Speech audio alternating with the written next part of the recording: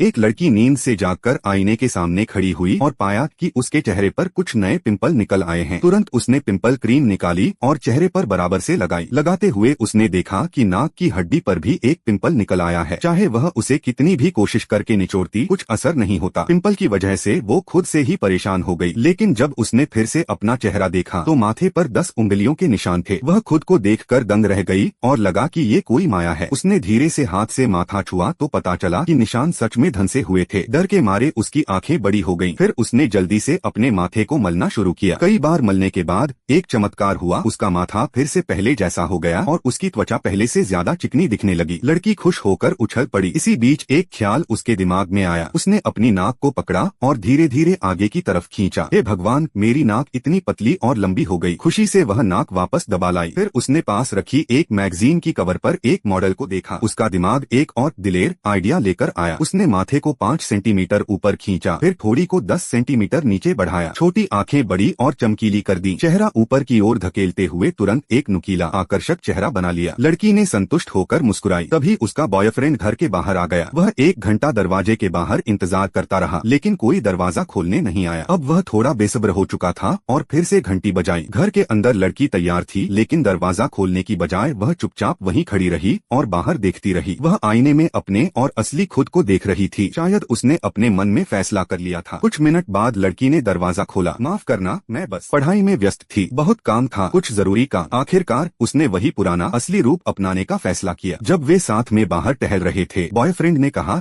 कि लड़की पहले से लंबी लग रही है। लड़की ने हंसते हुए कहा, शायद इसलिए क्योंकि मैंने हील्स पहन रखी हैं।